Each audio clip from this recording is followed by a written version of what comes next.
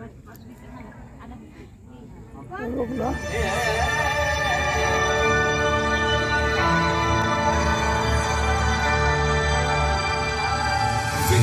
किसान का बेटा था वो दृढ़ता का भंडार। वल्लभ भाई पटेल नाम कहलाता था सरदार। कृषक कार्मिक जनगण से था उसको प्यार अपार। अखिल देश ने उसे रहनुमा किया था स्वीकार। गांधी बापू का शिष्य, सत्य अहिंसा का अवतार। किंतु एक भारत करने को धर लेता हथियार। लौह पुरुष संबोधन था वो लोहे की दीवार। तेज पुंज तुम, शक्तिपीठ तुम, बल का सागर अपरंपार। ऋणी देश का नम्र नमन तुम स्वीकारो सरदार।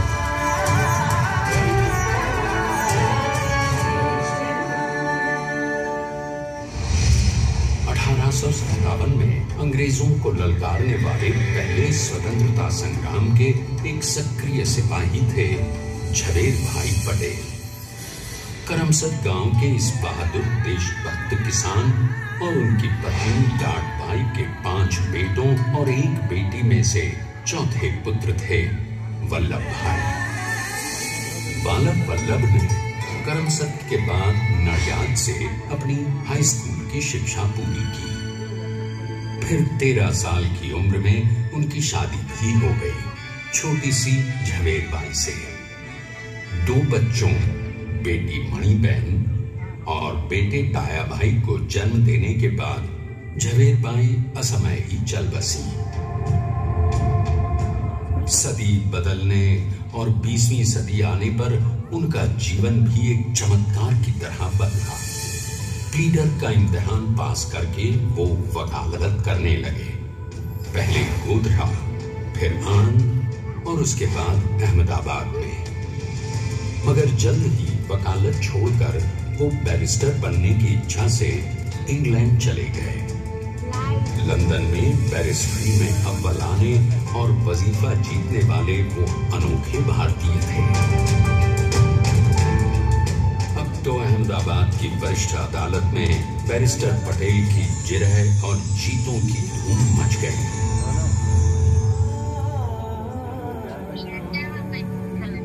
तभी एक युग पुरुष ने वल्लभ भाई के जीवन की धारा ही बदल दी। दक्षिण अफ्रीका में सत्याग्रह के अहिंसक अस्त्र से गोरे शासकों को सबक सिखाकर भारत वापस आए बैरिस्टर मोहनदास करमचंद गांधी से मिलकर वल्लभ भाई ने अपने कुछ बरसों से सीखे विदेशी व्यवहार और संस्कार हमेशा के लिए त्याग दिए और अब वो अपने खेड़ा के किसानों को हक दिलाने के लिए बापू के साथ आंदोलन में कूद पड़े। अब उनके पैरों में जूते नहीं, गांव की धूल थी। हृदय में भारत भूमि की शस्य श्यामला धरती। मन में थे गांधी और मस्तिष्क में एक नए स्वतंत्र भारत का सपना।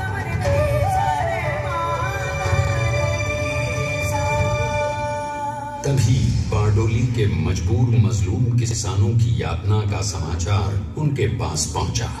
तुरंत वल्लभ भाई वहां पहुंचे और यूं शुरू हुआ भारत का सबसे बड़ा और सफल किसान आंदोलन बारडोली। वल्लभ भाई ने बारडोली के 87,000 किसानों को ऐसा अटल अडिग अचल मनोबल दिया कि अंग्रेजी सरकार हिल गई और 1 बरस के बाद उनका लगान माफ कर दिया गया। अब तो पूरे देश में लोग वल्लभ भाई के नाम की कस्में खाने लगे। स्वयं महात्मा गांधी ने कहा, अब वल्लभ भाई मेरे शिष्य या साथी नहीं, सारे देश के सरदार हैं। और देश को मिल गया एक अनोखा असरदार सरदार।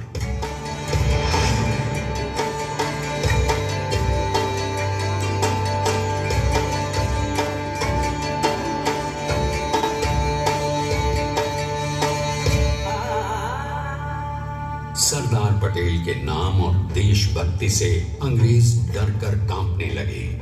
1930 के नमक सत्याग्रह और दांडी कूच में वो बापू से भी पहले गिरफ्तार किए गए। तो सन 1932 में फिर उन्हें बापू के साथ ही जेल में 2 सालों के लिए डाल दिया गया। मगर आजादी के दीवानों को, स्वतंत्रता के परवानों को कौन गिरफ्तार कर पाया है? जेल से छूटते ही सरदार को कांग्रेस के नए राष्ट्राध्यक्ष पद पर चुना गया और उनकी सरपरस्ती में राष्ट्रवादी भारतीयों ने तमाम ब्रिटिश सूबों में जीत हासिल कर वहां अपनी स्थानिक सरकारें बनाई। किंतु सरदार का सपना केवल सरकार बनाना नहीं था। उनका स्वप्न तो था एक ऐसे नए भारत का जहां हर रंग, हर रूप, हर जात, मजहब, तबके का हिंदुस्तानी एक साथ मिलकर एक ऐसा नया भारत बना सके जहां पूर्ण स्वराज के साथ सारे समाज को गरीबी, अशिक्षा, छुआछूत से भी आजादी मिल जाए। इसकी पहली रणनीति थी भारत को अंग्रेजों की गुलामी से आजादी, ताकि भारत के लोगों की अपनी सरकार सबके साथ और सबके विकास के लिए काम कर सके। बापू की अगुवाई में अब देश ने अंग्रेजों को अंतिम चेतावनी दे दी, करेंगे या मरेंगे, क्विट इंडिया, अंग्रेजों भारत छोड़ो। बस फिर क्या था, संघर्ष की रणभेरी बजी। 3 सालों के लिए सरदार पटेल को भी सत्याग्रही नेताओं के साथ जेल में ठूंस दिया गया। 2 सालों के बाद अंग्रेजों को बापू के सभी शिष्यों और साथियों को छोड़ना पड़ा।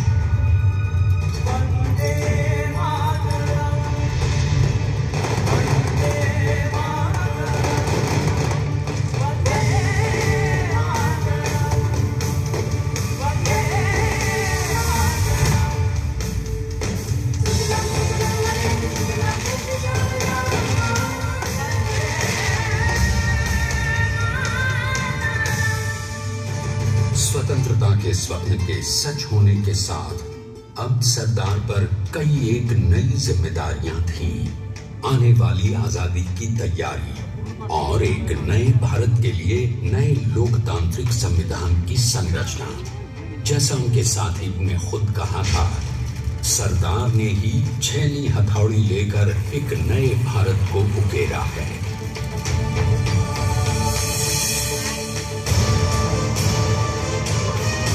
स्वाधीनता तो प्राप्त हुई, लेकिन खंडित भारत में भी उठते विभाजनवादी अंधकार को अभी दूर करना था। जब देश के खंड खंड होने का भय उत्पन्न होने लगा, तो सरदार ने निर्भय होकर खुद अपनी केंद्र सरकार और साथियों को भी चुनौती दे डाली और जम्मू कश्मीर को बचाने के लिए सारे देश का आकाश वायुयानों से भर गया।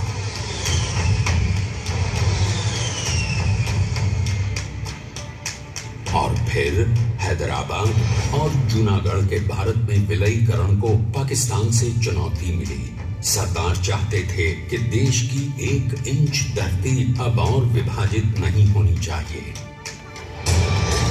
नए भारत को एक करने के लिए समझा बुझाकर, मना कर 565 रियासतों को सरदार ने अपनी सूझबूझ, सदाशयिता, संबल से एक नए स्वतंत्र भारत का अभिन्न अंग बना लिया। हमारे इतिहास में अखंड भारत के पुरुषार्थ का ये एक महानतम अध्याय है। जैसा उन्होंने स्वयं कहा था, हमें नए धागों को पुराने ताने बाने में ऐसे पिरोना है कि एक दूसरे में गुंथ जाएं और बेहतरीन बनावट वाला एक नया भारत उभर कर सामने आ सके। अंततः अपने वज्र दृढ़ संकल्प से एक नया विराट विशाल एक भारत श्रेष्ठ भारत बनाकर दिखा ही दिया सरदार ने। संसार के सबसे बड़े प्रजातंत्र के शिल्पी को प्रणाम करने के लिए देश ने बनाया है ये समर्थ स्मारक, स्वाधीन भारत को समर्थ भारत में बदलने वाले सरदार पटेल को समर्पित प्रेरणा तीर्थ भी है। प्रधानमंत्री श्री नरेंद्र मोदी के नेतृत्व में बनी विश्व की इस विशालतम प्रतिमा के सामने आकर सारी दुनिया जैसे स्वयं भी नतमस्तक हो जाती है।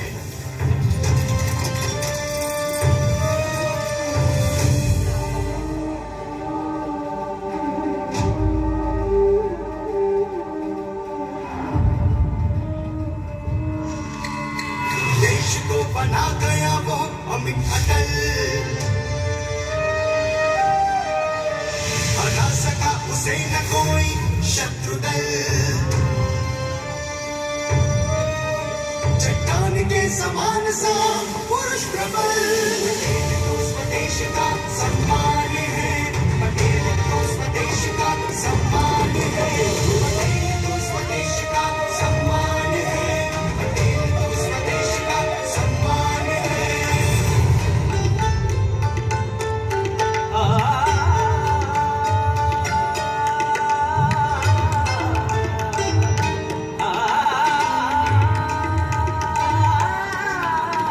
ऊंचाइयां आकाश को छुए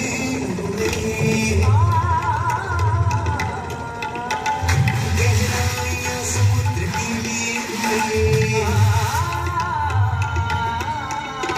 कदम अडिग जमीन पर जमे हुए, पटेल अपनी आन बान शान है, पटेल अपनी आन बान शान है, पटेल तो स्वदेश का सम्मान है, पटेल तो स्वदेश का सम्मान है, पटेल तो स्वदेश का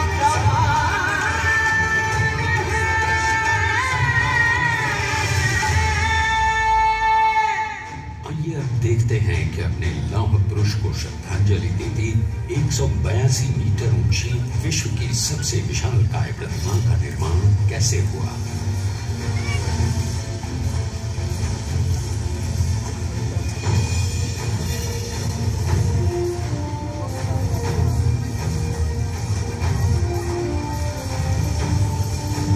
गगन चूमती इस अद्वितीय अभूतपूर्व प्रतिमा को बनाने के लिए सबसे पहले नदी पर 4500 क्यूबिक मीटर का राफ्ट बना और फिर सीधा 600 फीट का कंक्रीट का कोर बनाया गया।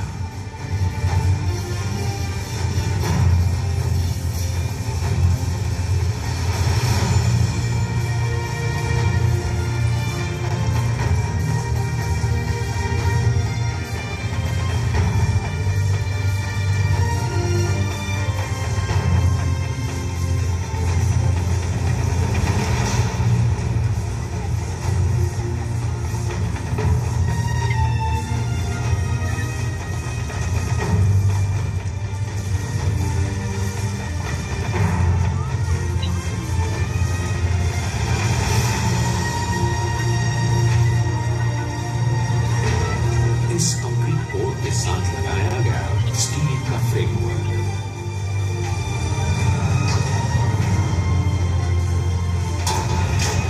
और फिर इस फ्रेमिंग पर 6500 ब्रॉन्ज के पीसेस लगाए गए।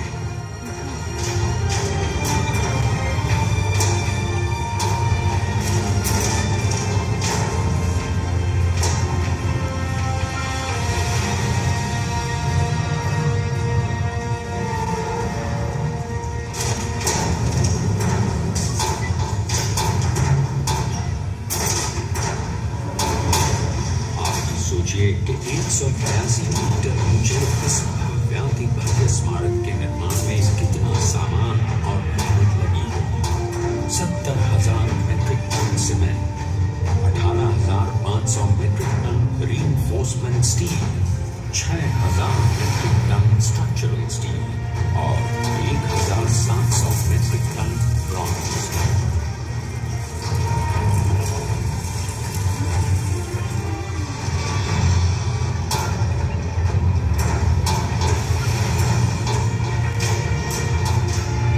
स्टैच्यू ऑफ यूनिटी आज एक वर्ल्ड आइकॉन है और इसे मुमकिन बनाने में एक सेकंड भी ब्रेक किए बिना देश भर की टीम्स ने 24/7 काम किया।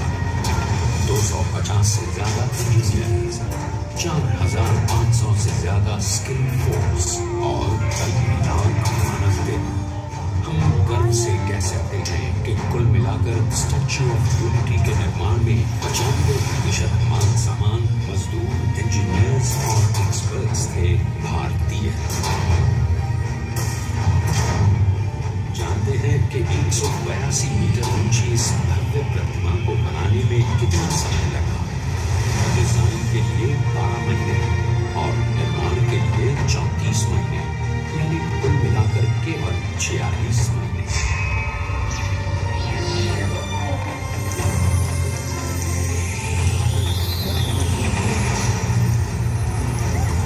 और इसी तरह बनी देश के शिल्पकार की एक अनूठी, अद्वितीय, विशाल प्रतिमा, जो सिर्फ आज ही नहीं बल्कि आने वाले न जाने कितने सालों तक यूं ही चमचमाती रहेगी।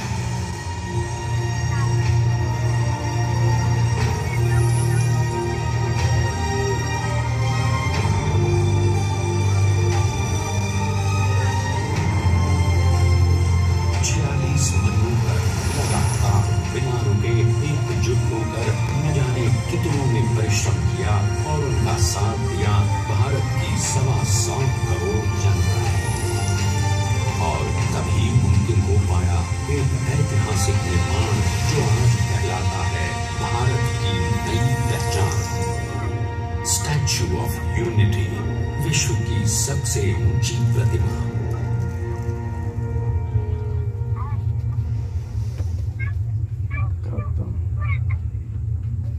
सरदार ने अपनी गंभीरता, शालीनता और दूरदर्शिता से भारत को संगठित करने के असंभव कार्य को संभव कर दिखाया। आइए आज हम सब उन्हीं की महिमा में विश्व के सामने एक उदाहरण रखें, क्योंकि ये ही भारत को श्रेष्ठता के मार्ग पर ले जाएगा। हमारा कर्तव्य ये है कि हमें निश्चय कर लेना चाहिए कि हमें हिंदुस्तान में जितने लोग हैं सबको मिल के भाई भाई की तरह के रहना है। स्टैच्यू ऑफ यूनिटी एकता की प्रतिमा और श्रेष्ठता का प्रतिबिंब है। एक पहल है इस अखंड भारत को श्रेष्ठ भारत बनाने के सपने को पूरा करने के लिए। एक पुकार है हम सबको एकजुट होने के लिए। एक आंदोलन है भारत को सबसे आगे ले जाने के लिए, श्रेष्ठ बनाने के लिए।